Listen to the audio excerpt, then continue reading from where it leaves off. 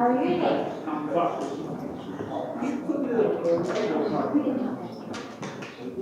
Welcome everybody, good morning everybody, welcome to Five Gates. We're blessed to be here, blessed to see another day. Blessed to have Jesus Christ as our Lord and Savior, who died for our sins and rose on the third day. We're blessed. And I guess I lead in prayer, guys. Heavenly Father, thank you so very much, Lord, for blessing us, Lord, to see another day, Lord. We thank you for allowing us to be around people that we love, be around people that is a challenge, and I also for the Holy Spirit to be in us to deal with people, Lord. But at the same time, we know that they're your children. So I ask you to work with us, all of us, Lord, in that area, Lord. In Jesus' name I do pray. Amen. Amen.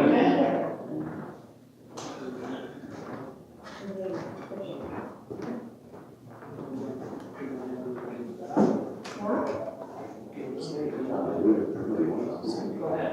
John. Okay. John Jared, or Father. Whatever's on your heart. Go ahead. That's perfect.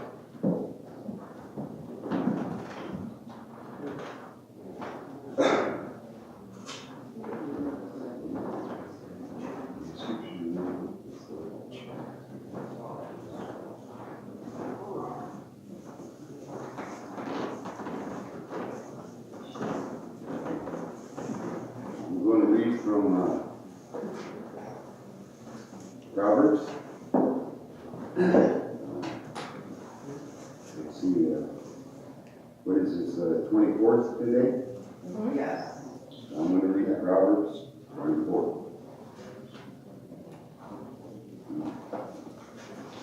Give you a minute to turn to it if you want to follow along. The Bible's with you. Proverbs, even the man who wanted knowledge, that's what he asked for. God said, you can have anything you want. And he said, I want knowledge. I want wisdom to lead people the right way. And this is some of the words that God gave. And, Proverbs 24 starts in verse 1. This is the New King James. Do not be envious of evil men, nor desire to be with them. For their heart devises violence, and their lips talk of troublemaking. Through wisdom a house is built, and by understanding it is established. By knowledge the rooms are filled with all precious and pleasant riches. The wise man is strong. Yes, the man of knowledge increases strength. For by wise counsel you will wage your own war. And in a multitude of counselors there is safety. Wisdom is too lofty for a fool. He does not open his mouth in the gate. He who plots to do evil will be called a schemer. The devising of foolishness is sin, and the scoffer is an abomination to men. If you faint in the day of adversity, your strength is small. Deliver those who are drawn towards death, and hold back those stumbling to the slaughter. If you say, surely we did not know this, does not he who weighs the hearts consider it? He who keeps your soul, does he not know it? Doesn't God know it? He will not render to each man according, and will he not render to each man according to his deeds? My son, eat honey because it's good, and the honeycomb which is sweet to your taste. So shall the knowledge of wisdom be to your soul. If you have found it, there is a prospect, and your hope will not be cut off. Do not lie in wait, O wicked man, against the dwelling of the righteous. Do not plunder his resting place. For a righteous man may fall 7 times and rise again, but the wicked shall fall by calamity. Do not rejoice when your enemy falls, and do not let your heart be glad when he stumbles. Lest the Lord see it, and it displease him, and he turn away his wrath from you. Do not fret because of evildoers, nor be envious of the wicked, for there will be no prospect for the evil man. The lamp of the wicked will be put out. My son, fear the Lord and the king. Do not associate with those given to change, for their calamity will rise suddenly, and who knows the ruin those two can bring. These things also belong to the wise. It is not good to show partiality in judgment. And who says to the wicked, you are righteous? Him the people will curse. Nations will abhor it. We hate him. But those who rebuke the wicked will have delight, and a good blessing will come upon them. He who gives the right answer kisses the lips. Prepare your outside work, make it fit for yourself in the field, and afterward build your house. Do not be a witness against your neighbor without cause. For when you deceive with your lips, do not say, I will do to him just as he has done to me. I will render to the man according to his work. I went by the field of the lazy man, and by the vineyard of the man devoid of understanding. And there it was, all overgrown with thorns. Its surface was covered with nettles. Its stone wall was broken down. And when I saw it, I considered it well. I looked on it and received instruction. A little sleep, a little slumber, a little folding of the hands to rest. So shall your poverty come like a prowler, and your need like an armed man. Those are the words that God gave Solomon for Proverbs 24. Thank you, John. Praise God.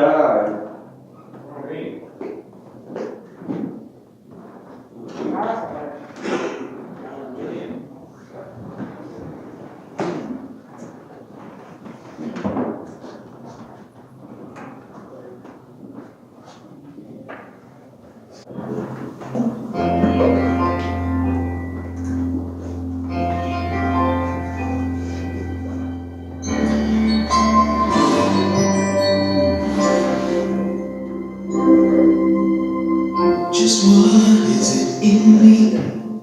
Sometimes I just don't know what keeps me in love. Why you never let me go? And though you're in me now, I fall and hurt you still. My Lord, please show me how to know just how you feel. You have forgiven me too many times it seems. I feel I'm not what you might call a worthy Christian after all. And though I love you so, temptation finds its way to me. Teach me to trust you with all my heart, to lean on my understanding. I just forget. You won't give me what I can't bear. Take me out of the dark, I don't wanna be there.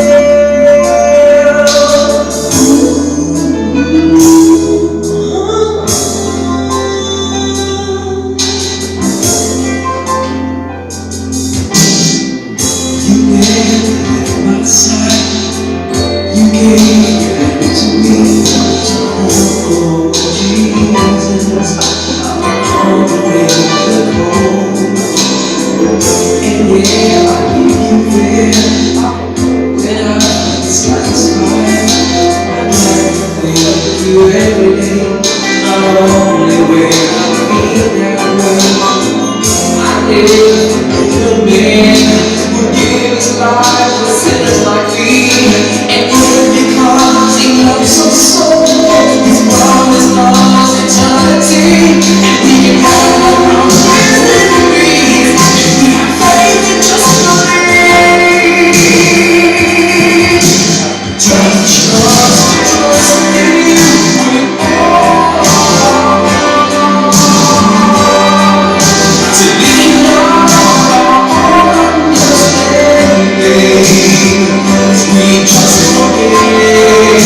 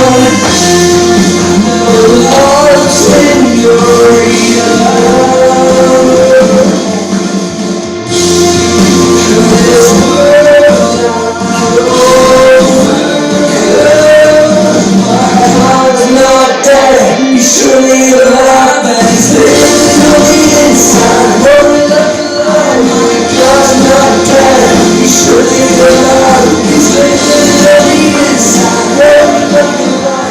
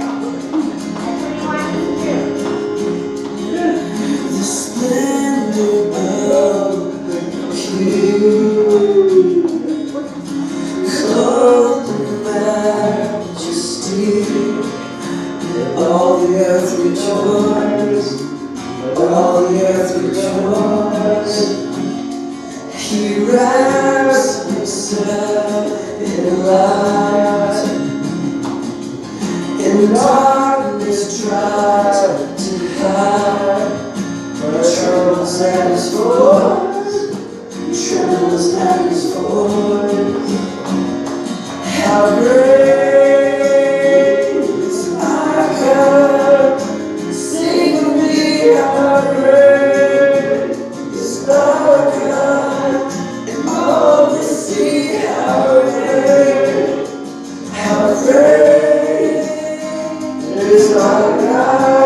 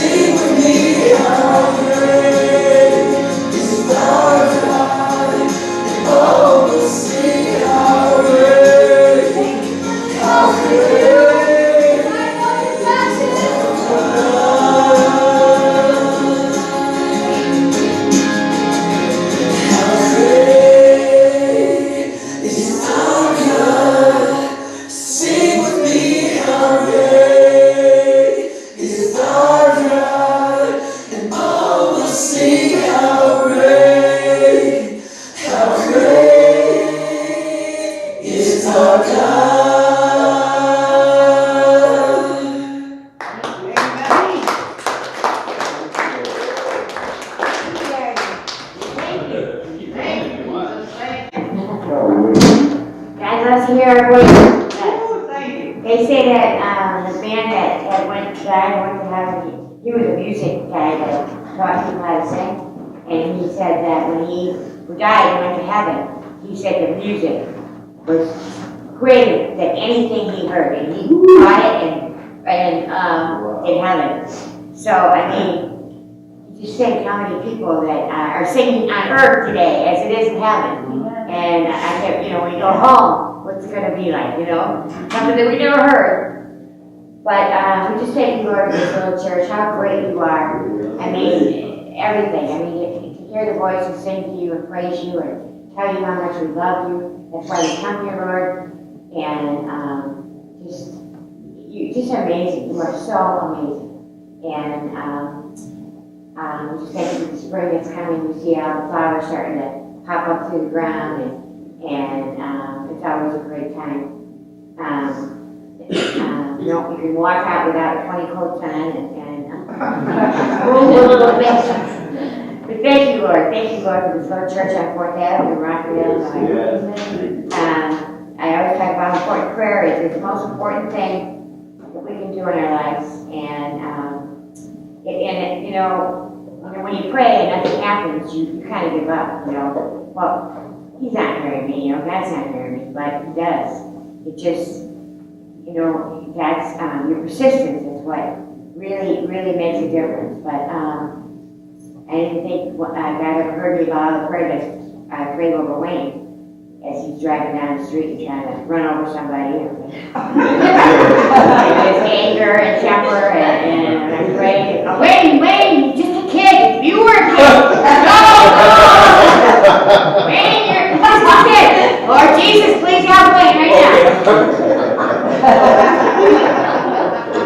Our prayers lay the track down on which God's power can come, like a mighty locomotive. His power is irresistible, but it cannot reach us without rails. So, resistance of long-range prayers. At all times, they ought to pray and not lose heart. Luke 18:1.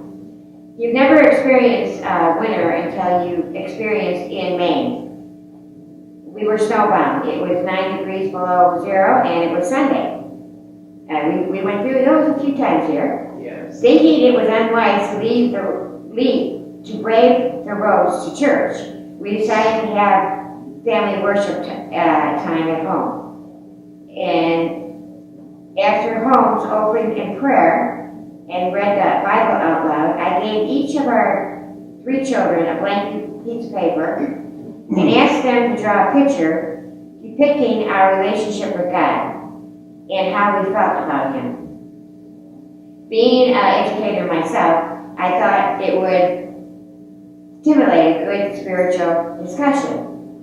After a few moments of pondering and sketching, they shared their pictures. Allison was 11, showed us a big heart with a little girl inside. That's me, right close to God's heart, she said. That's 11-year-old. Chris, the 13-year-old, held out his detailed picture of a brick window ledge and a boy just barely hanging on to the windowsill. That's how I feel right now. With all the changes in the new school, I'm hanging on to God, he said. When it was Justin's turn to share, our 15-year-old son held up a blank sheet of paper and announced he had things to do in his room and went upstairs. My heart sunk, she said. Lord, teach me to pray. When Justin had started high school, his heart began to wander from God, and he quickly left his childlike faith behind. Being accepted, being part of the popular party group at school was a higher priority than being with the youth group. Granted, he had gone through some tough experience. He'd been disillusioned with a youth minister. He was disappointed with God when his dad's business failed, causing us to move 2,000 miles from friends. And his best friend back home had been critically injured in a car wreck. With each tragedy, he put more distance between himself and God. He's 15, remember? My concern about our son was matched only by my feelings of helplessness to change his heart or the situation. But that very helplessness is the fire under me. I devoted more time to investigating how I might pray for him more effectively. Lord, teach me to pray for my children, I asked. Make me a faithful intercessor. Show me their needs. Give me your perspective and help me to cooperate with your will for their lives. Because became my continual prayer. God was just waiting for me to ask him. Remember that, guys. We don't ask God enough. I began to find such clear direction in the Bible on how to intercede effectively. Sometimes before my daily devotions, I had started praying scriptures back to God. Occasionally, when a pastor spoke to my need or one of our children's needs, I would write the name of that date in the margin of the Bible to remind me to continue to pray that verse. For instance, when I read Colossians 2:6-7, I wrote prayers for J, C, and A in the margin. I prayed that since they had received Christ, Jesus, the Lord, and that they would have grace to walk in Him, and have been firmly rooted and now being built up in Him, established in their faith, and overflowing with gratitude. So now I ask the Spirit to show me His will and the specific verses to pray for our son. He led me to Ephesians, so I prayed each day that the God of our Lord Jesus Christ, the glorious Father, would give him the spirit of wisdom and revelation, so that he would know the Father better. And I think this should be, I would like to write this down so we can say this every Sunday when we walk in here. I pray that the eyes of our fellow people that walk in the Five-Day Church, that their hearts may be enlightened, to have the light bulb of spiritual understanding come on, so that they would know the hope that they've been called to it in Christ, the great purpose and plan for God had for their lives. I just pray that that spiritual light bulb will go on for some of the people that walk in here. And we can't do it, but we can pray for them. When he had a decision to make, the boy, I prayed he would be filled with the knowledge of God's will and in all spiritual wisdom and understanding, so that he could walk in a way that pleases God. I didn't know how God was going to accomplish these facts. In fact, many times I didn't feel like anything was happening. The situation surely wasn't changing as far as I could see. However, the more I prayed for the son, the less I worried about him. Wow. Whether Justin was changing or not, praying these scriptures strengthened my own faith, because I knew I was asking in line with God's will, as stated right there in the Bible. I knew those verses reflected what God wanted from our son: a close relationship with him, a purpose, a hope. And I realized God, through His Spirit, yearned over Justin and desired that he become home to Christ even more than I did. After all, he had been the very one to put the verse in my heart to pray for Justin. So my confidence in God and in His promises grew as I continued to pray day after day, week after week, month after month. Yet outwardly, still nothing changed. After graduation, Justin went to college out of state and 8 hours away. Although I continued to pray the word over his life, I could really feel our influence slipping away. My daughter has a boy that's going to be going to college next year, our grandson, and she didn't go to college, and so that's what my prayer has been, for God to give her the wisdom on how to get Dakota into a college. He is a straight-A student, but he needs more ambition. He's more insecure. I just prayed to help my daughter to figure out a way to open the doors. The teacher at school is helping him. He's in engineering. Where to apply. I guess he did get accepted into Iowa. Of course, college funds is very, very expensive. But, God can do all things. But they're teaching Dakota now. It has to be his will, because it can't be theirs. Because they don't have the money, number one. But, I mean, they can help. But he's got to have the ambition to continue, to continue to want to do this. And that's been my prayer for my grandson. And that God makes him the man that he should be, in this world. And for my daughter to let go and to be able to see Dakota change and watch God work in his life. But anyway, I understand how this lady feels. That's what we pray. Pray God's word. Why prayer? Why pray the scripture, she said. As I talked with women, one of their frustrations with prayer is not knowing what to say to God or how to express it. It sounds better to me when someone else's prays, says one woman. I can understand that. I don't feel my words are right. Without his word, I find our prayers become dry, lifeless, and vague. With his word, our prayers are nourished, and what we need to pray is illuminated. True prayer is God's word in your mouth. Think about that, guys. When you think you don't know what to say to God, open up the Bible. And the praying light, she said, if somebody wrote a book about the praying light. God's words are alive and active, sharper than a two-edged sword. Hebrews 4:12 tells us, God promises that his word will bear fruit. So is my word that goes out from my mouth. It will not return to me empty, but will accomplish what I desire and achieve the purpose for which I sent it. In Isaiah 55:11, he said that. And through God's words.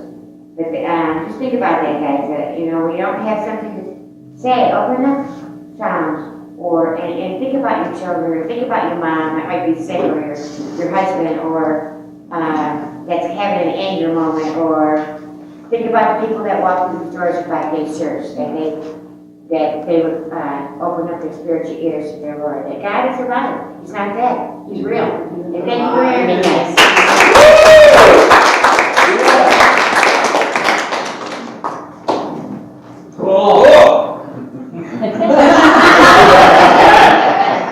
Hallelujah. Good morning, Pastor.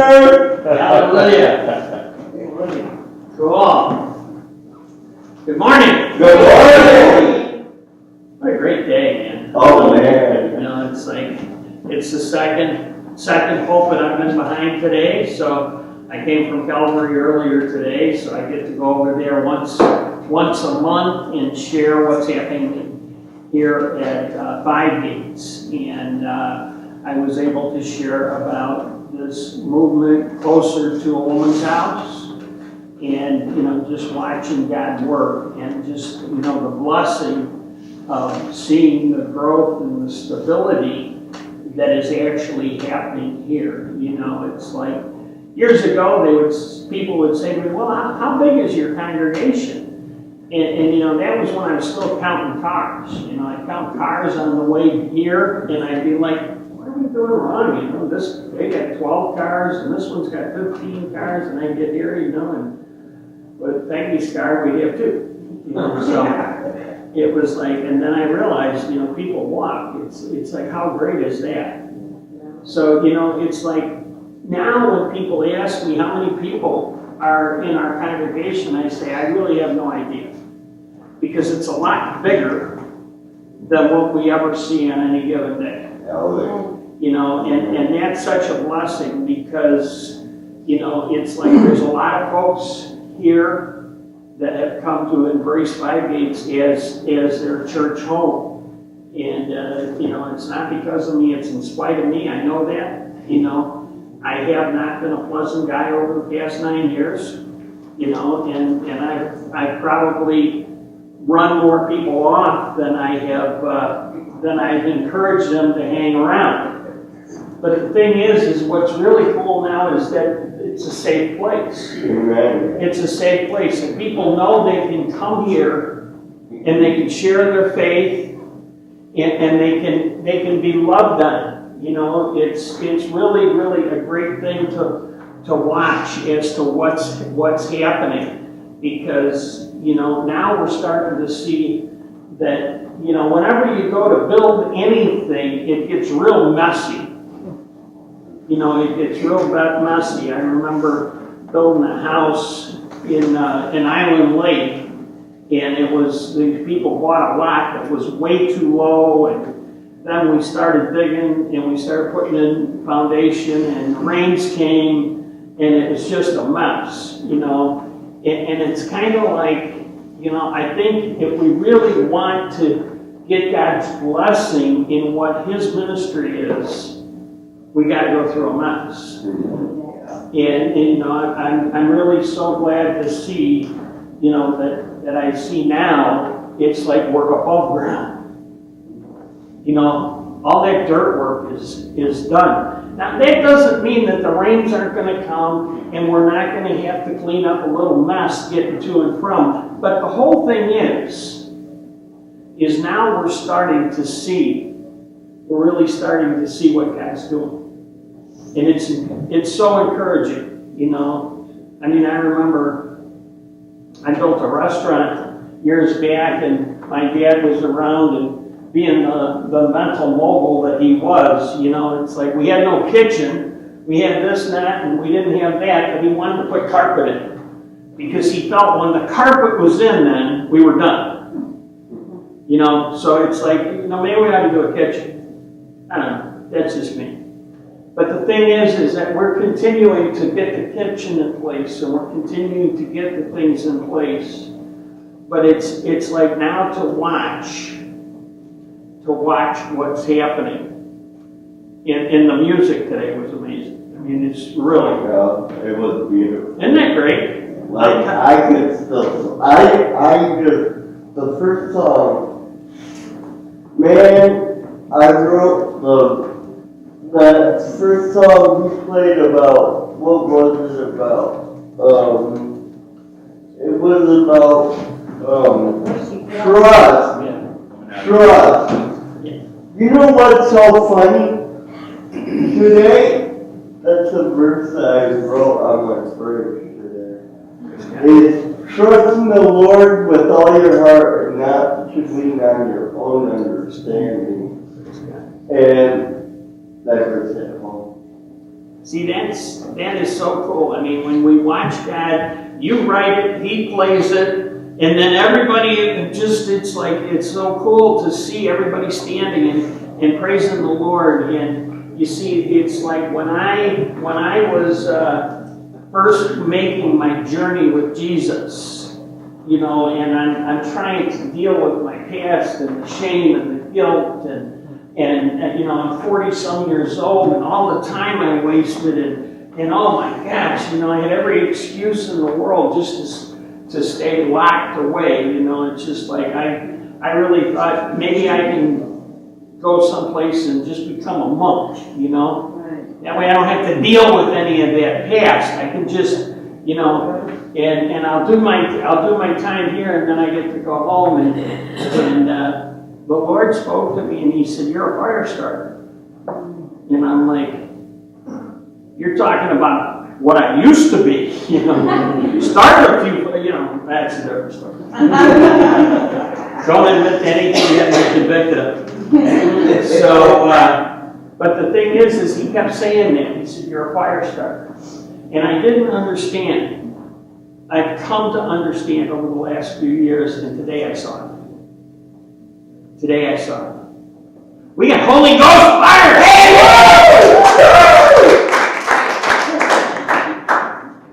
And see, the thing is I know this is going to upset you, Jeremy, but I'm not going anymore. So, Jeremy, I just love it because he's always like, you know, in terms of the way you look like you might be feeling a little under the weather. Jeremy's like, yeah, maybe get Rick to preach today then.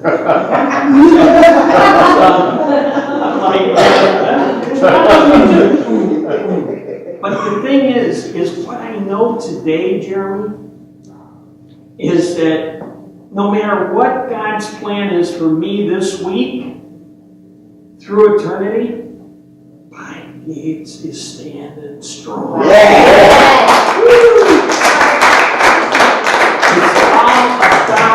Jesus. Yeah, right. It has nothing to do with me. It has nothing to do with anything other than Jesus. Amen. Anything other than Jesus. Amen. You see, the fire is lit. Watch it burn. He's alive in the church. He is alive in this church. He is alive. God's not dead. God's not dead. He's alive. And you see, it's so great to see.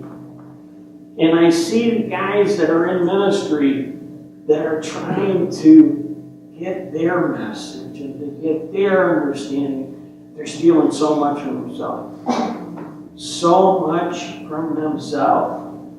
Because the joy that I feel today, I can't possibly describe. I can't possibly describe it. You know, I mean, it's like we have, you know, just the thing is that, you know, we didn't have anything set today, and right away, Richard steps up and he prays. And then John's like, I'll read a psalm, or you know, or it's like, it's so great because it's not about anybody. It's about us. It's about all of us. So you see, the thing is that we have to understand that God's He's about ready to break this loose beyond anything we can imagine. It's just really, really, really cool. And we're not going to give up on anybody, and we're not going to let anybody away without our prayers. You know, it's just like I say, you know, I love you guys so much, and you're the answer of prayers. No matter where you've been or what you've done, we have never stopped praying for you. Gracious and loving Father, we thank you so much for the blessing that this young couple's with us today. Continue to mold them and grow them, Father. Just burn off all the impurities. Yes, Lord. Holy Ghost, touch each one of them and just cleanse their consciences. Let them focus on nothing but your will to be done in their lives. In Jesus' name, amen. Amen.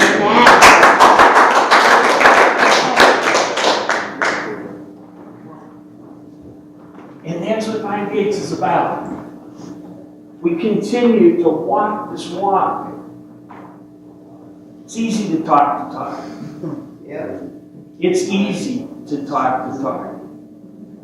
But I was able to share at Calvary about just how much God's doing. And that's even better because now I'm going next week. I'm going to go to New Milford United Methodist. They support us financially and prayerfully. They've been supporting us for like 3.5 years. So, you know, I said I can come for like 10 minutes. And then the Mary said to me, well, Pastor says he'd kind of like to have you maybe preach the message. So I get to go and preach the message next Sunday, and I don't have to worry about what time I get here because Sherry's bringing the message. Woo! Yeah! So you see, the thing is we're all together. And what God's got to do is just to continue to mold us and shape us. You know, I struggled last night because, you know, we had Matthias share on Thursday about, you know, going to Springfield. And he went to a rally about abortion and you know, and standing strong against these new bills that are out there.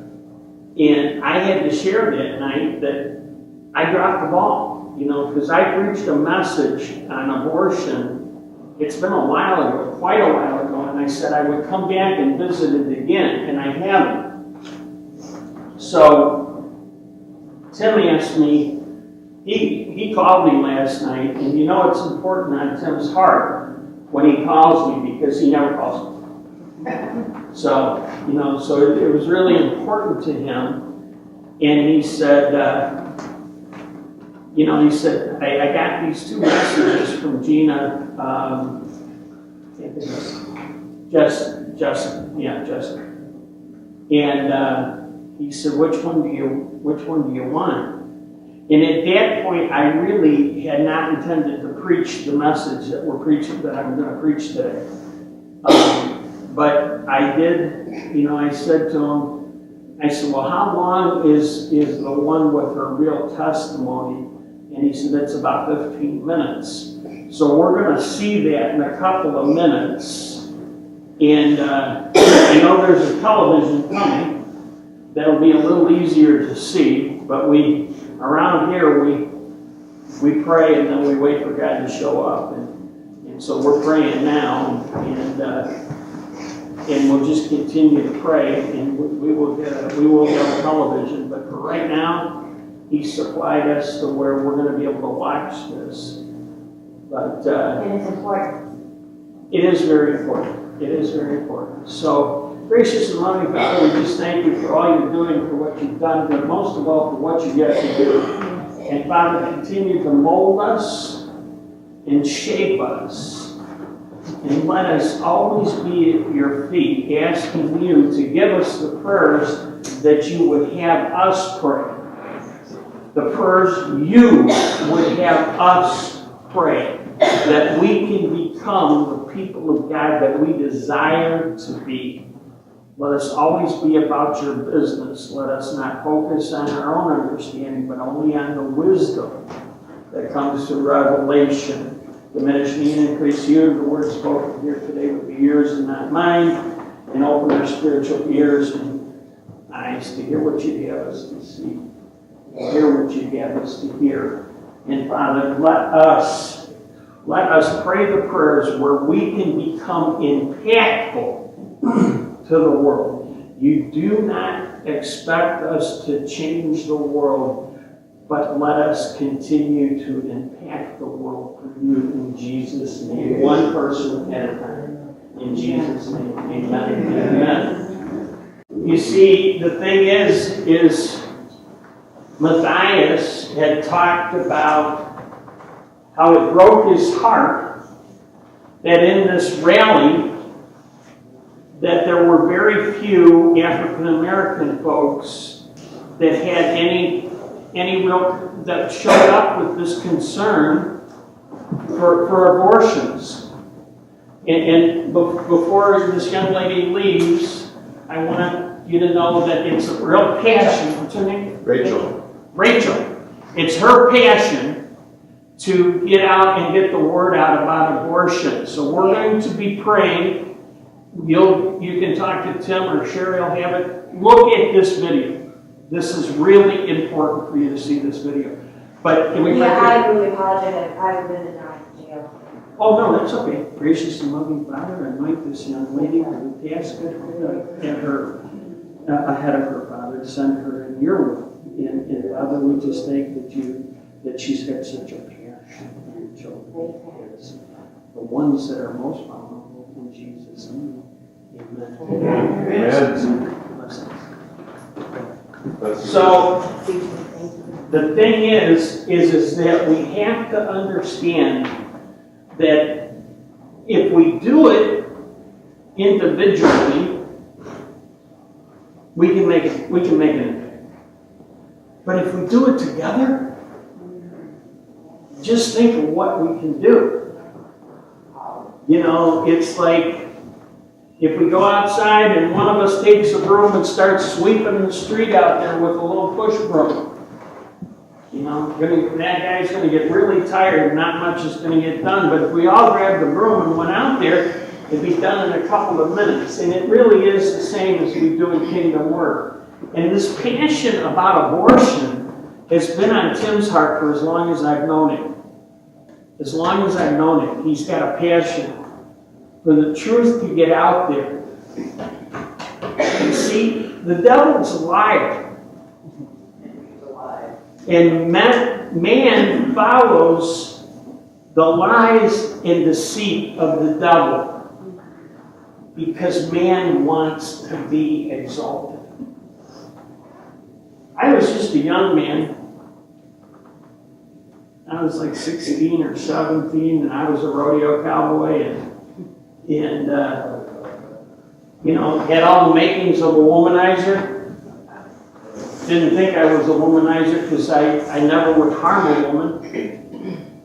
But, rodeo groupies, they're just like all over cowboys. And I took advantage of it, man. I took advantage of it. And in the time that I'd like to say that was a short-lived thing. But as I moved on from there, I moved from rodeo cowboy to restaurant saloon. Women are pretty much, just, I'll take that one, and I'll take that one. And I'm ashamed to say that, but that's who I was. My dad was a terrible, terrible womanizer. And I hated that about him, but yet I was following in those footsteps because I didn't know any better. But in the time that I had dated, I met Peggy, and God blessed me so much that I have always been true to her. 37 years, I have never strayed.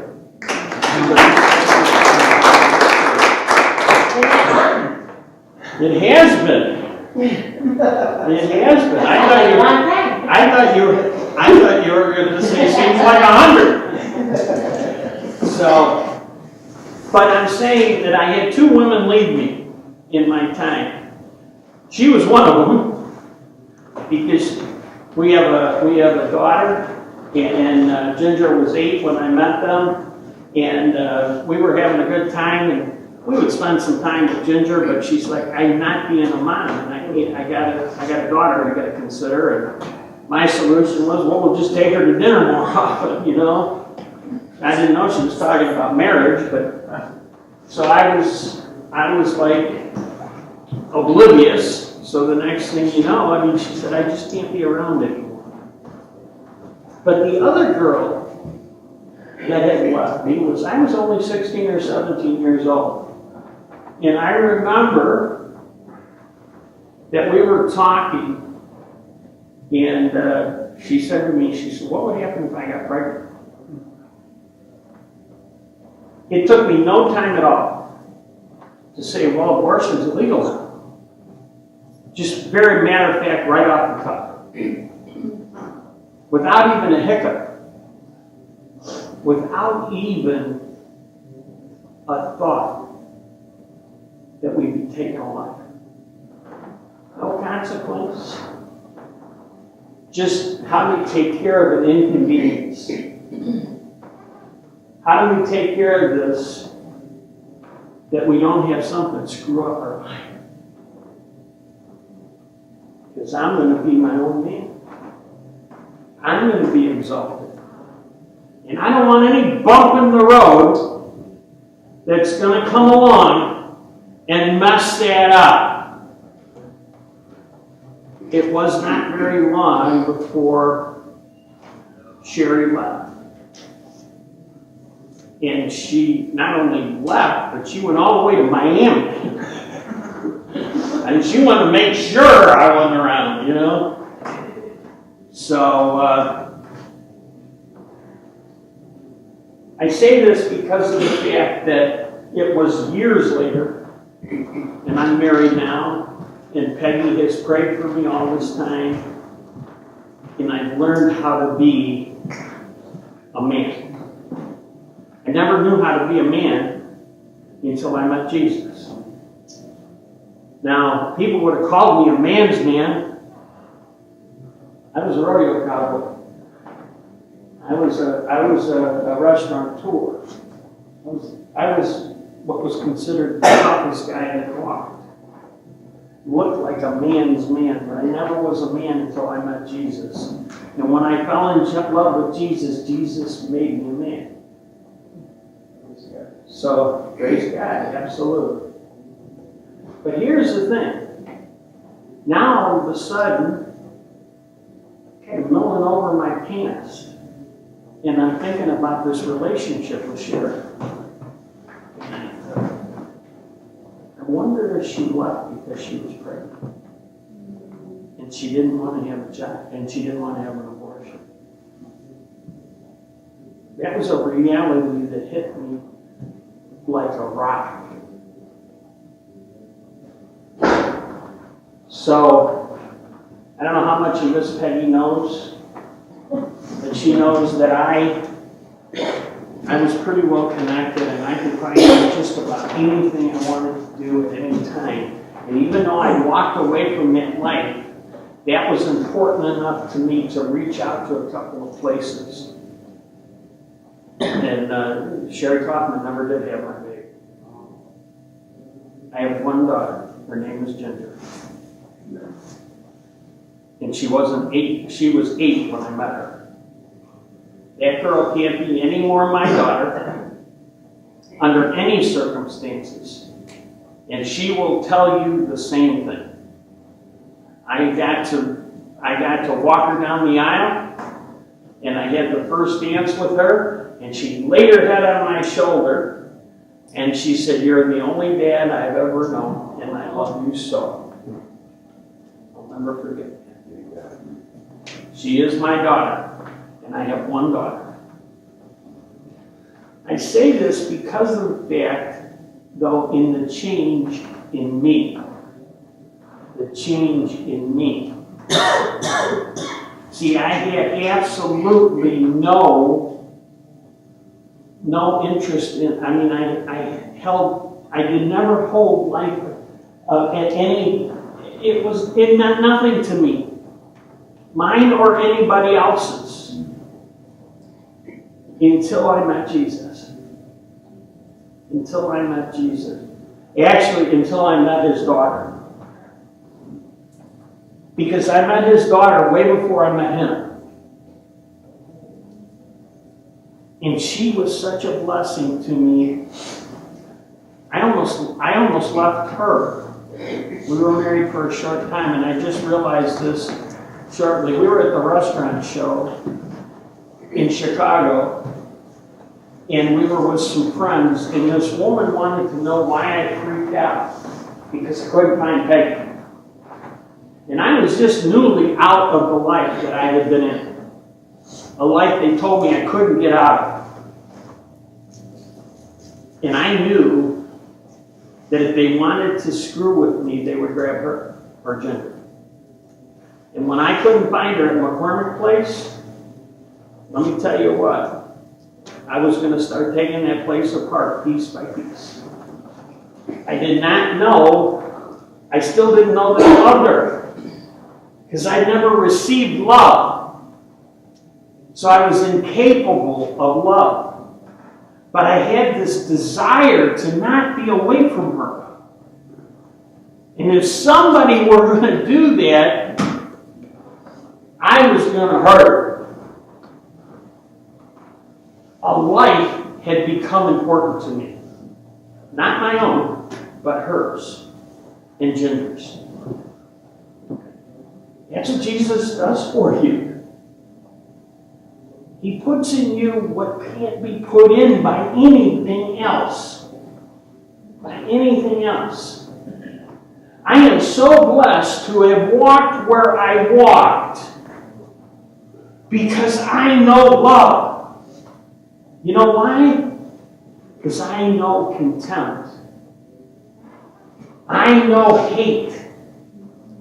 I know seeking revenge. I know evil.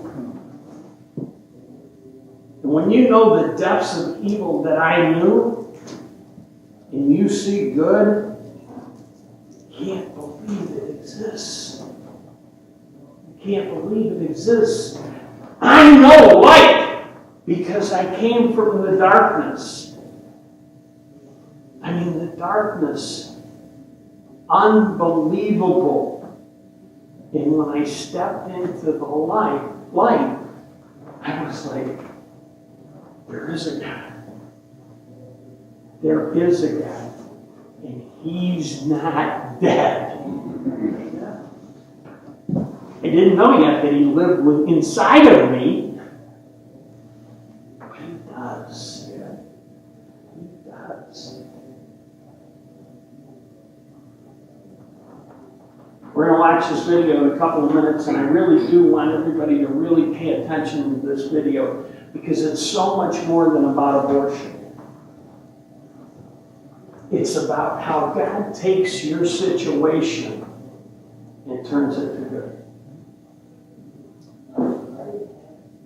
I'll have a few words after the video, but one of the things I want you to be praying about is what's the thing that's really, really laying heavy on you? Like, well, nobody understands that this was done for me.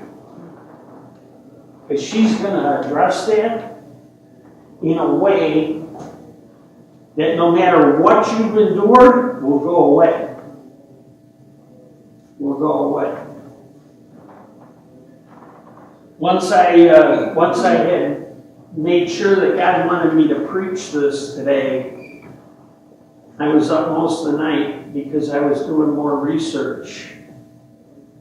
And there's another video, and I think on a Thursday night here in the future, we'll get it out that there's going to be a night that we're going to just do this about abortion, because there's another girl, and her name doesn't come to mind right now, but I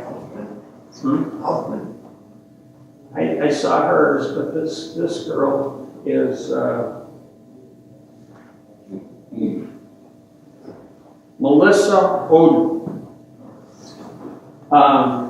She also is a Christian girl, and she goes out and she talks about it. She's a survivor of abortion. And she said that she has met 269 people that have survived abortions. And she's the only one that has no physical problems. Everybody else has got some sort of health issues. But she has none. She has got a child of her own now, and like I said, we'll get into this more because this is really important, because everybody that I've researched acknowledges Christ. And coming to realize that God is the author and the finisher of life. When Peggy and I were in Tennessee a few years ago, and I was able to preach at a cowboy church, the old cowboy went home. I got to preach in a cowboy church. But the guy that had spoke, he was there, and he was doing praise and worship that day, and he was an old drug addict, and he talked about how he tried to commit suicide and could not commit suicide. Just wouldn't. I think the gun jammed or something, and it's like, he said, you can't even kill yourself unless God says it's okay. I'm living proof of that, man, because I tried. I had a heart attack on December 4th, and everybody that I have talked to about that heart attack, the vein that was totally clogged at the back of my heart is called the widowmaker. No one survives. I not only survived, I drove to Crusader Clinic and never passed out. God is the author of life. Yes, he is. He's the author of life. He is life. Yes, he is. We can exist without Him. We can go through the motions without Him. See these? Isn't this pretty? Isn't that pretty? That's death. Looks like life. And that's the way we are until we meet Jesus. He's the author of life. He is life. So we're going to play the video now, and we're probably going to go a little bit longer than we do because it's about a 15-minute video. And as soon as we get done, I want to share a few things. And if you have any comments, I want comments too.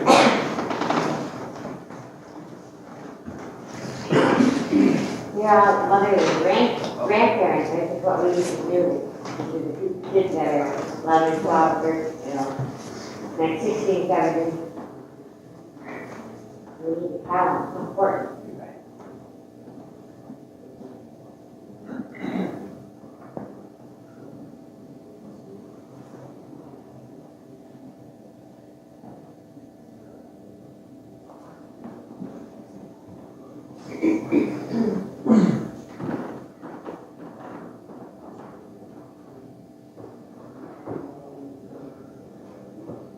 There is a TV coming. Did I mention that?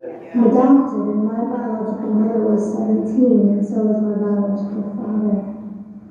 She was 7.5 months pregnant when she decided to go to Planned Parenthood, which is the largest abortion provider in the world, and they counseled her to have a late-term saline abortion, which is a saline solution that is injected into the mother's womb. Baby gulps that solution, it burns the baby inside and out, and then she is to deliver a dead baby within 24 hours. And to everyone's great shock and surprise, I didn't arrive dead, but alive on April the 6th, 1977 in a Los Angeles County abortion clinic. What's fantastic about this, about the perfect timing of my arrival, is that the abortionist was not on duty yet. So he wasn't even given the opportunity to continue on with his plan for my life, which was death. And I know that I'm in a government building, and a beautiful one it is, and I love your country as well as my own.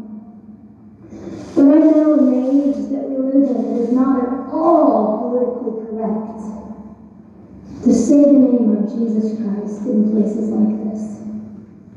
To bring him into these sorts of meetings because his name can make people so terribly uncomfortable. But I didn't survive so I could make everyone comfortable. I survived so I could stir things up a bit. And I had a great time doing it.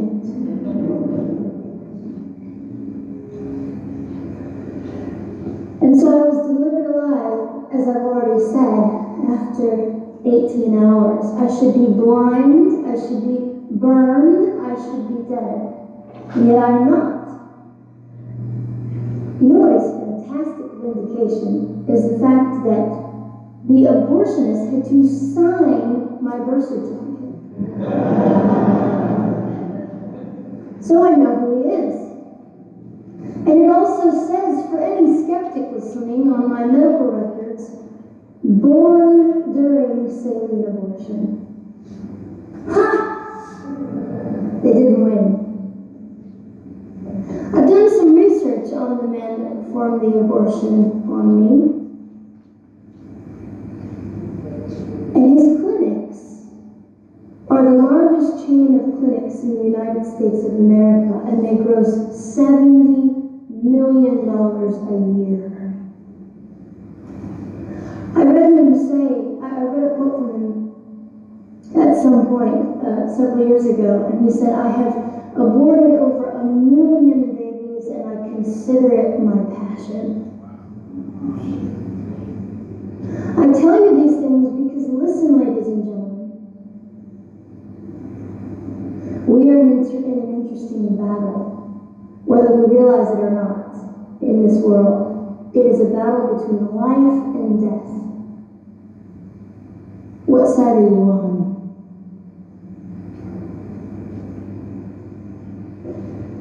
So a nurse called an ambulance and had me transferred to a hospital, which is absolutely miraculous. Generally, the practice at the time, and up until 2002, was, in my country, was to end the life of an abortion survivor by strangulation, suffocation, leaving the baby there to die, or throwing the baby away.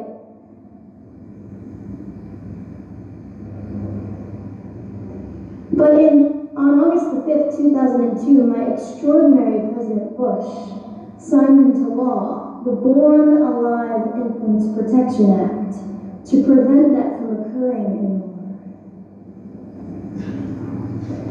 You see, we're playing for keeps. We're playing for, I'm hoping to be I can feel God about me and understand what it was to be hated. I mean, he was hated. Christ was hated. And not that I look forward to being hated, but I know along my journey, I know I'm already hated because I declare life. I say, you didn't get me. The silent Holocaust didn't win over me. And my mission, ladies and gentlemen, among many things, is this: to infuse humanity into a debate that we have just compartmentalized and set on a shelf and said it is an issue. We have removed our emotions. We are becoming harder. Do you really want that? How much are you willing to take and how much are you willing to risk to speak the truth in love and graciousness and stand up and at least be willing to be hated? Or at the end of the day, is it all about you? Or me?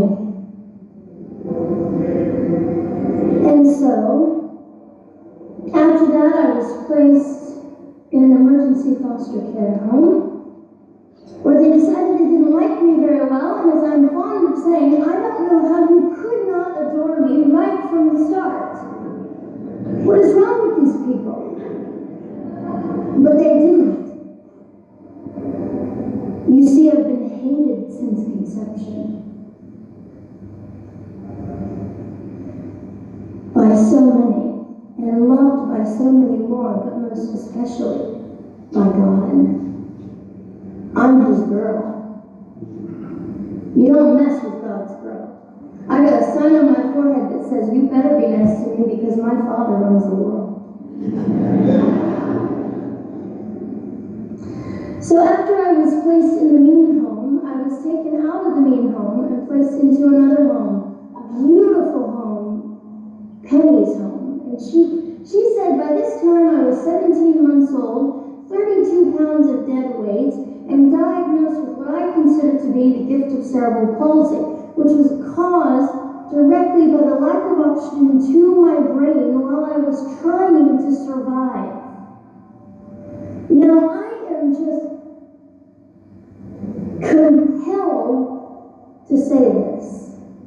If abortion is merely about women's rights, ladies and gentlemen, then what were mine?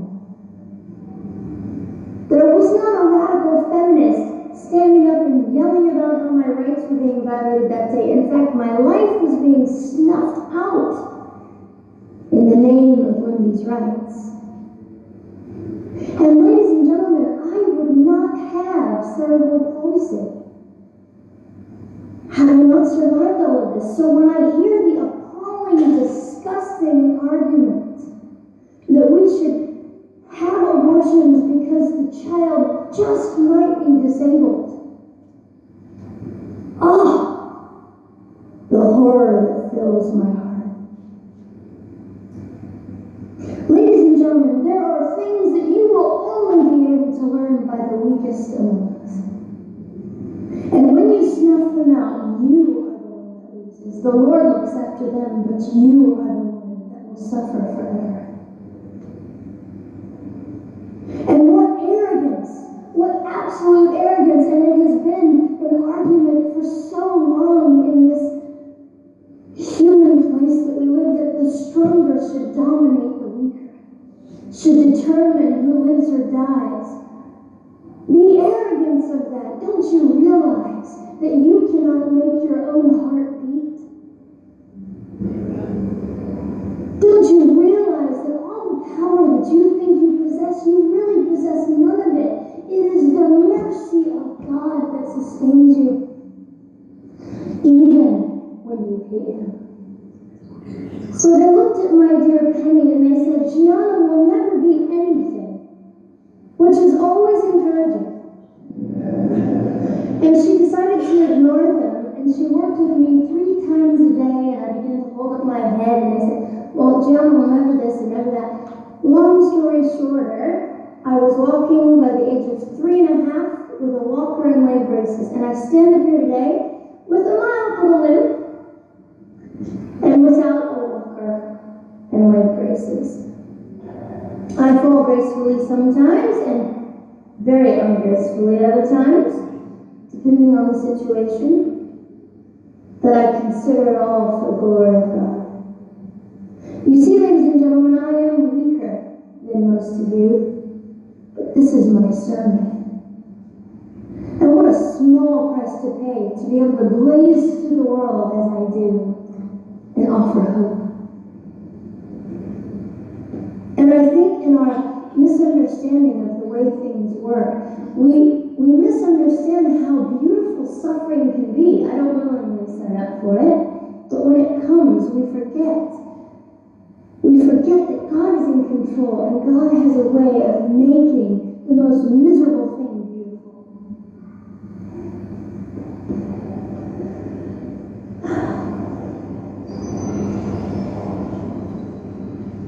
I have met my biological mother. I have forgiven my biological mother.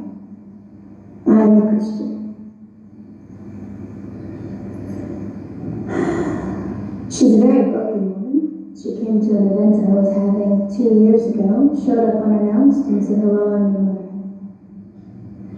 And it was a very difficult day. And yet, while I was enduring all of this, you'll probably think I'm silly, but I was sitting there and I was thinking, I don't belong to you. I belong to Christ. I'm his girl, and I'm a princess. So no matter what you say, in all your anger and brokenness and rage, it's not mine to keep. It's not mine to carry, and I won't. I was saying all this inside. So ladies and gentlemen, you have an opportunity.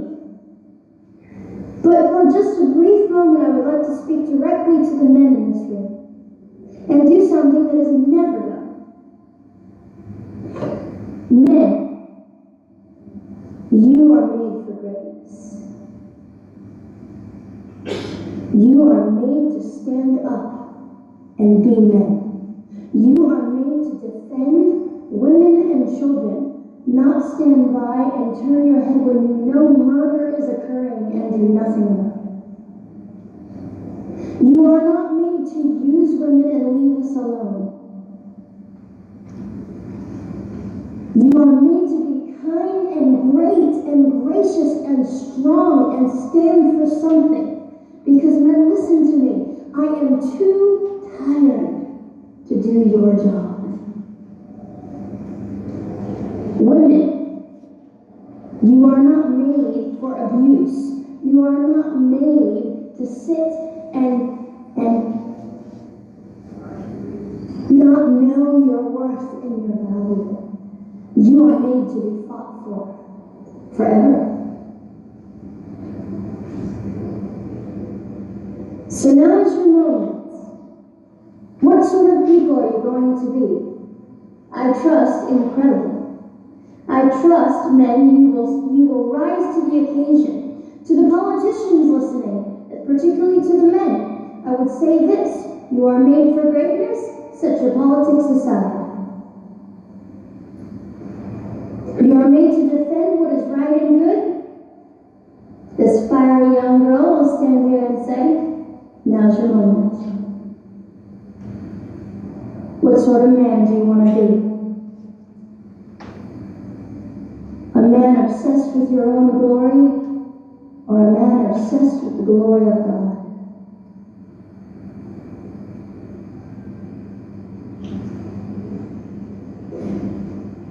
It's time to take a stand, Victoria. This is your hour.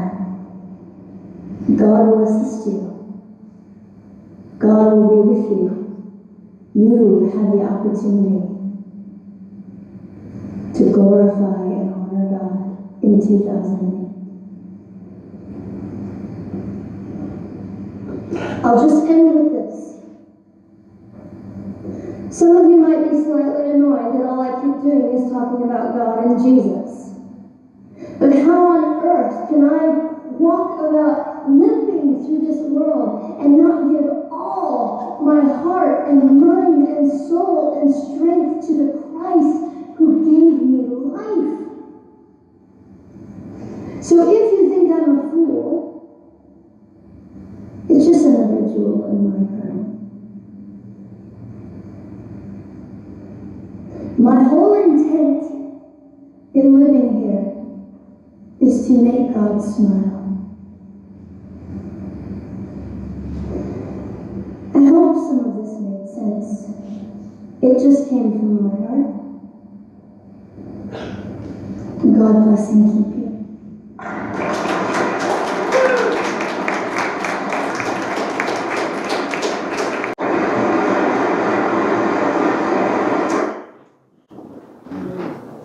So she was a lady that, was a performer for abortion and she lived? She was born during the abortion. Wow. Born during the abortion. But the amazing thing is that what she said is that if the doctor had been there, he would have killed the baby. Because see, that was the thing, they're not gonna fail.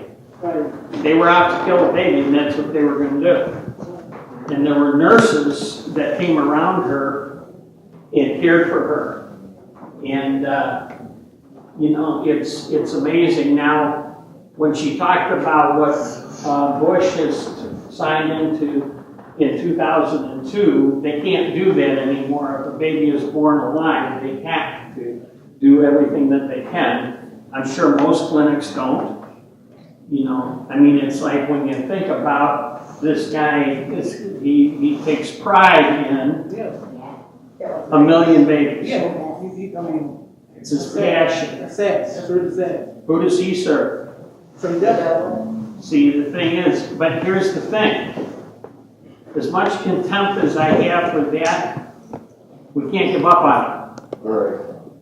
We can't give up on it. It's like, because you know what? Jesus died for those million babies. He died for those sins. He paid the price. Now, I don't know if the guy will ever accept it or not, but Jesus paid for it. So I don't know about you. I'm not going to tell Jesus he did it or not. But you see, as we start to see, I mean, when you hear about her testimony and then you think, I went through hell, look. I'm like, there's another girl, Melissa, that I had talked about. She talks about, she was adopted into a very good family. And she has a little older sibling, a sister. And through one of their arguments, as when they were in their teens, Melissa was 14 years old, and that's when she found out that she had survived an abortion. At 14. You talk about your world being turned upside down. You talk about coming to a reality of, you know, having to deal with a past. I don't know about you guys, all of a sudden, everything that I went through really is pretty insignificant. It really doesn't make any difference. Because see, the thing is here is these girls, did you hear both of them have met their biological mothers. And they have both forgiven them. They both forgiven them. The other girl had talked about that she had reached out to find her, and she found her biological father and sent him a letter, and she waited for him to respond, and he never did. And again, she's feeling like, once again now, I've been rejected. Well, she did find out that he had passed away, but not before he had gotten the letter. But her grandparents, her biological grandparents, his parents, reached out to her and said that when they went through his desk, they found the letter in the top drawer of his, and she didn't get into if she has a relationship with them or not. But what I'm saying is that, you know, I don't want hands. I'm not trying to call anybody out.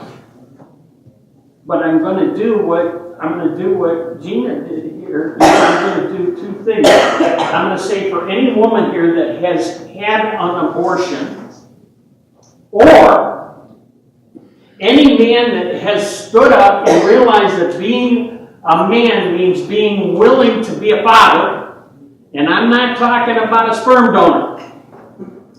They can do that with a test tube.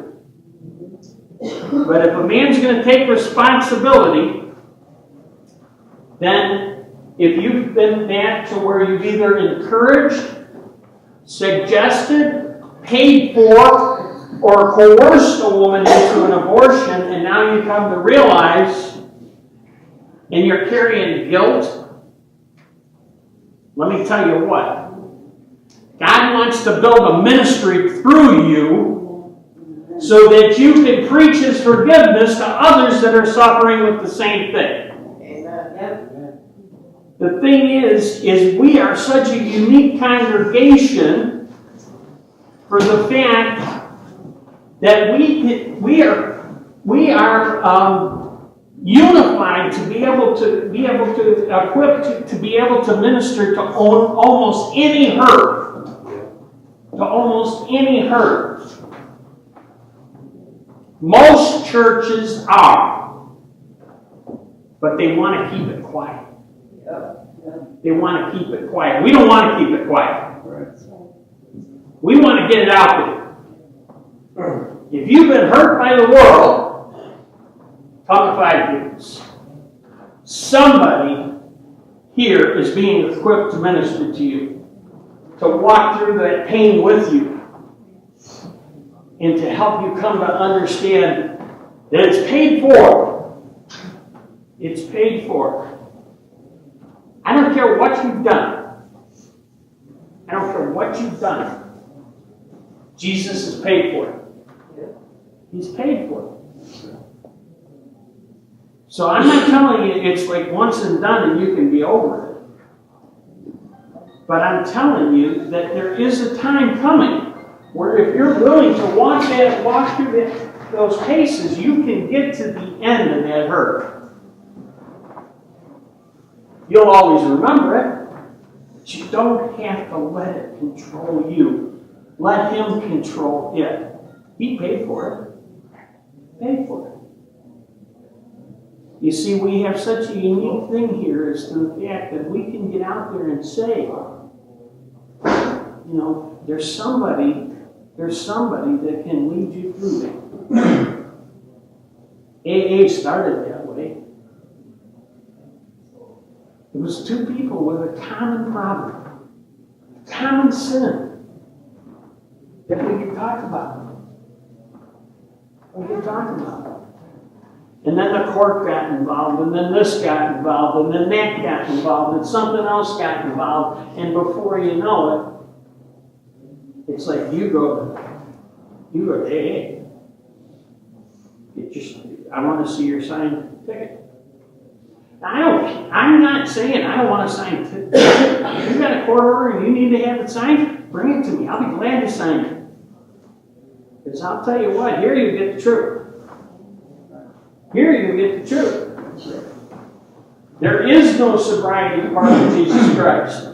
There is no healing apart from Jesus Christ. There is no power apart from Jesus Christ. Amen.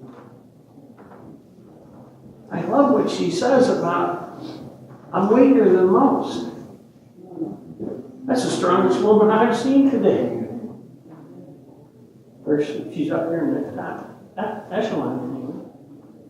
You see, the thing is embrace your weakness. I never became a man until I was able to embrace my weakness. When I was out there and I was busting heads and doing stupid and all the crazy stuff, any fight I ever came into, I was never afraid of the pain that would come from the fight. What I was afraid of was if I didn't win the fight, what people would think of me. They would think I was weak. See, I didn't care about the pain. I could work through the pain. But I couldn't let people think I was weak, man. They take advantage of me. Take advantage of me, man. Take advantage of me. Do you know how many people say to me, what are you doing? What are you doing? Taking that stuff down there and you live your life doing everything so that and they just take advantage of it. I'm like, we give it away. How did they take advantage of us? We give it away. Most people would be like, if we're giving it away, we only want a few people. We want to fill the place up, man. We want to run out. Because then we get to see His strength. But see, we can't outgive God. We can't outgive God. It just doesn't happen. Most of you know the story. In the second Jesus in the park, or the third one, everybody knew, all the street folks knew that we had a whole bunch of food here. So they couldn't get in it anyway, so they went through the old cold chute downstairs. Got into the basement, stole all the food. Yeah, I remember that. Yeah, stole all the food. Peggy was done. She's like, that's it, man. That's it. And once we both cooled off, she's like, well, this year, she said, maybe we're just going to, I think between, we can probably get enough money to get a couple hundred boxes of Kraft macaroni and cheese. We'll just serve Kraft macaroni and cheese if that's what we had to do. The word got out that we had all the food stolen. You couldn't walk in our living room. It was so full of food. Within 3 days, we had more food than we had ever been taken out of here. You can't outgive God. You can't outgive God, no matter how you try. Dan Arnold, the guy that started and ran Road Ranger for years. He started out, and somebody said, you can't outgive God. He said, I'll bet you I can. He got $5,000, he gave it away. The next day he had 10. Well, I'll give that away. And so on and so on and so on. Dan was the most philanthropic person I think Rockford's ever seen. He's with Jesus now. We didn't agree a lot on theology, but I love that man. Absolutely loved him. And I'll tell you what, he was quiet about everything he did. He was like, very few people knew all that he did. Yeah. Wasn't he a cool guy? Just a great guy. Yeah. He asked me one time, I went there for a job, he said, you got any felonies? I said, no, Dan, I don't. So he was willing to hire me, and then I subbed him in. I worked in the kitchen at the jail. So a little later, Dan and I are at the same meeting, and I sat next to him, and I couldn't resist.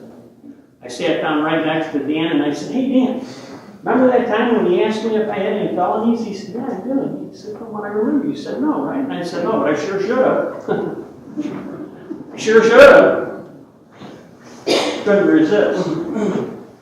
But you see, the thing is what I'm trying to say here now is how important it is that we become even stronger for people to know that they're loved here. That they're loved here. We don't have to like everybody that comes through here. The Bible doesn't say we have to like them. And I'll tell you what, we get people around here, I don't like their actions at all. But we love everybody. Because Jesus died for everyone that comes through these doors. And everyone that doesn't make it through these doors. And every person you'll meet. And every person that makes you angry. And every person that you still want to poke in the nose. Jesus died for them. When I get two guys that are going at it, and I get them separated, I'm like, I try and grab them and say, you look at him. Yeah. And, well, now you look at him. Yeah, I'm looking at him. I'm like, all right, Jesus died for each one of you guys. Now you still want to go at it? You want to whoop that guy Jesus died for? Most of the time they pay attention. Most of the time or at least they do until I'm out of their eyes. Until they're out of my eyesight, then maybe they still come back. I don't know. You were mentioning about the nurses that intervened when she came out and everything, Yeah. that was God working through them. Oh, absolutely. Oh, And yeah. he worked through them, Yeah, not have a doctor even come in that day. right. Yeah. No, absolutely. God's in total control. Anybody done anything? So just, you know, you got a few hours, I got a few days, I can give you my whole story. I can guarantee you. Oh, I can give a testimony too. Yeah. Here's the thing, is that we're gonna become more active in some of these things. Not to where we're gonna storm the White House. Not that we're gonna storm any place at all. We're just gonna get the truth out there. We're gonna get the truth out there. So when there's an atrocity that's happening out there, and you hear the truth, and you want to get together to get the truth out there, you come to me. We'll do it together. We'll do it together. Martin Luther King's teaching is you take people from the top and you take people from the bottom. And you come to a common focus on the problem. See, there's a lot of people on the top that want to participate because they want to glorify themselves. There aren't a whole lot of people that want to mess down here. Well, this is where I am. This is where I came from. This is where my heart is. So if we come together, we can start working out and watch God make a difference. People out here don't understand it. People aren't. Until they work together, then they understand each other. They never will understand. But it's okay because we do. Because we do. But see, they have nobody that tells them anything different right now. You know, most of these guys don't like it a whole lot when I walk in the room. Because I speak the truth. Sherry knows what I'm talking about. She's been asked to leave more places than one. But I love what she said. I'm okay with being hated. I'm okay with being hated. Because I know who loves me. I know who loves me. I love that where she says, I'm his girl. I'm his girl. So let's live that out. Let's encourage one another. And let's really ask God to give us the prayers that He wants prayers to pray. In the faith to praying. In the faith to praying. Because you see, none of us would be here without those that He put before us to pray for us. I told you, Peggy prayed for me for 18 years. Terry, a lady that I know that was womanized, that was just she was a result of abuse from my dad. But that woman prayed for me from the time I was 9 years old. And I was not a very good person. And I was not very nice to her. But you know what? I reconciled with her since my mom went to be with Jesus, and she has taken the place of my mom now. When I call her, I say, I still call her Terry, but when I call her, I'm like, hey, Mom, how you been? I love that woman. I love that woman. And she loves me. And she loves me. So you wouldn't believe how many people have prayed for you, or you wouldn't be here today. So let's become those people that pray for those that will come after us. Gracious and loving Father, we come before you, Father. We're in awe of your greatness. We're in awe of your passion and your compassion and your love for all. Teach us to love as only you can love. Let us empty ourselves so that you can fill us up. Because you're not dead, you're alive. You live within us. Teach us to pray the prayers that you have for us to pray, and give us the boldness to pray them, not only in our prayer closets, but on the street corner, on the highways and the byways. Let us stand for you in a way that few people will. Father, raise us up to stand against the opposition and the lies of the devil in this world. Let us speak the truth of the kingdom of God in a way that they have to admit that God's not dead. He is alive and He lives within us. We can do all things. Teach us. Teach us. Mold us. Just conform us to your image. I just ask now that you would bless each and every one that's part of your congregation. In Jesus' name. Amen.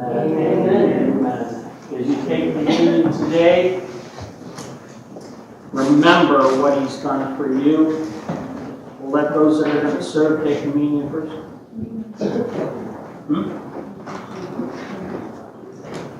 Tuesday? Yes. For any ladies, yeah, let me get your attention. Any ladies that want to get involved in a woman's ministry, you know, whether you've been abused or misused, or you want to understand more the mindset or whatever it may be, Sherry has got a group that's been meeting at Court Street United Methodist. This Tuesday will be moved here. What time? 6 to 8, but dinner will be starting about 5:30. Okay, 6 to 8. Dinner about 7:30? 5:30. 5:30. So, and ladies, other than we will eventually have security here where we'll have men in the building, this is closed to women only. There aren't any men here. So you can come and share openly. You're not going to be intimidated or forced to share. You can come and until you're comfortable. But come by, hey, you get a meal. So that's a good thing. And next Sunday, Sherry will bring the message. And I've heard her preach. I've heard her testimony. And she's a true woman of God. So I look forward to that. And let's just be blessed. Let's be good to one another. And we'll see you soon. Thursday nights around here. And please, if you've got anything in your heart, let me know so that we can get together to impact the world. And who wants to pray for the food downstairs?